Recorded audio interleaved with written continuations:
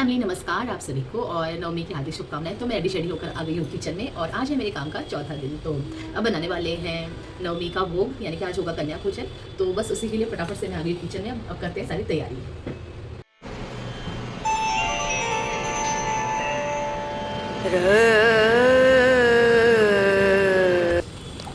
तो सुबह की पूजा पाठ जो है वो हो चुकी थी और फिर जैसे कि मैंने आपको बताया कि आज है कन्या भोज, तो सब तैयारी करनी थी। तो सबसे पहले मैं किचन में आ गई थी और चाय चढ़ा दी थी एक तरफ, क्योंकि वैसे तो मैं चाय नहीं पीती हूँ, लेकिन फास्ट के दौरान ऐसा होता है कि थोड़ा सा सर दर्द है वो पकड़ लेता है।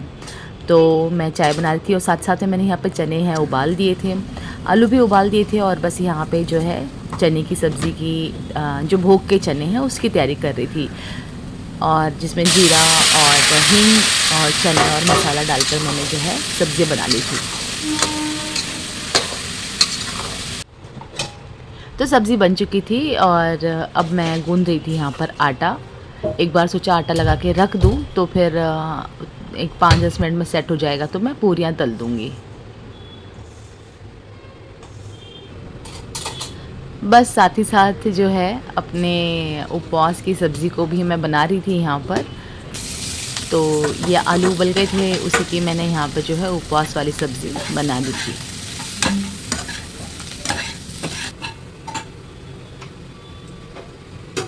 तो पहले मैंने अपने लिए परोस लिया था, सोचा एक बार ये खा लो फिर बाकी के काम निपटाती हूँ।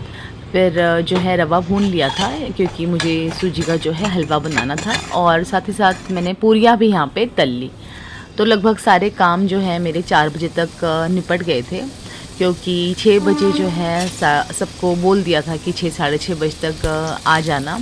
तो हमारे ही कॉम्प्लेक्स में जो एक लड़की रहती, छोटी बच्ची ही है, उसको मैंने बोला था। तो शी वॉज़ वेरी एक्साइटेड कि भाई आंटी ने मुझे काम सौंपा है। तो वो सब गर्ल्स को जितनी भी आ सकती थी उन सबको लेकर वो आ गई थी। तो यहाँ पर पूजा भी हो गई थी और भोग भी लग गया था, माता रानी को भोग लग गया था, पितरुओं को भोग लग गया था। और इस तरह से जो है सारी तैयारियाँ मैंने बहुत जल्दी कर ली।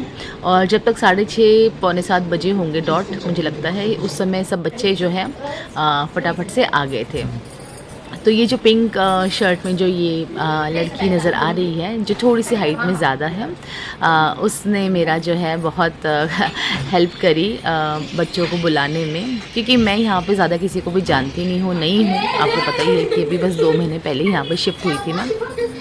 तो इस बच्ची ने, वेदा नाम है इसका, इसने बड़ी हेल्प की मेरी सबको बुलाने में।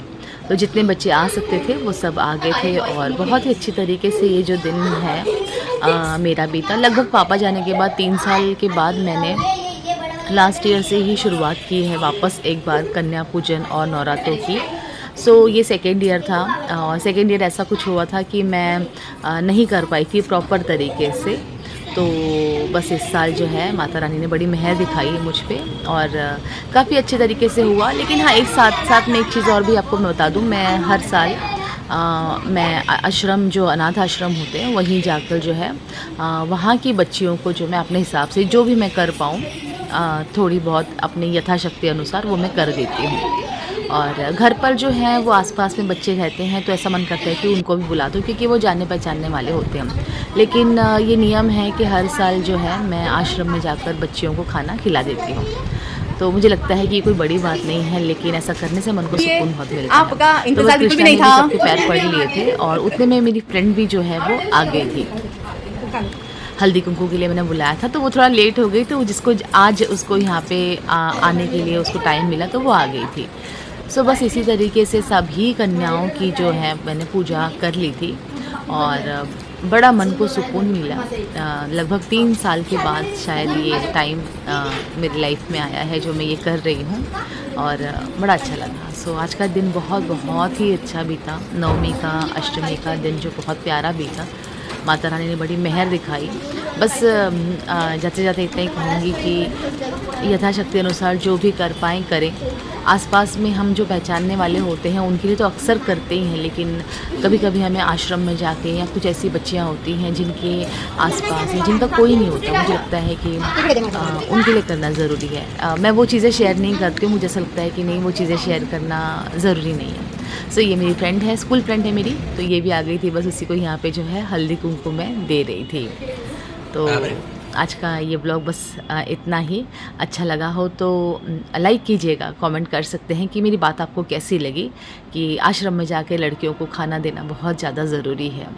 सो मिलते हैं अपने नेक्स्ट ब्लॉग में। और अगर आप नए हैं मेरे चैनल पे तो प्लीज़ मेरे चैनल को सब्सक्राइब कीजिएगा। सो माता रानी मेहर बनाए रखे आप सभी पे, मुझ पे। सो मिलते हैं अपने नेक्स्ट ब्लॉग में, तब तक के लिए अपना ध्यान रखिएगा। हैप्पी दशहरा आप सभी को। सो जाते जाते लाइक कमेंट शेयर कर दीजिएगा, मेरे चैनल को सब्सक्राइब कर दीजिएगा। मिलते हैं अपने नेक्स्ट ब्लॉग में। Bye bye.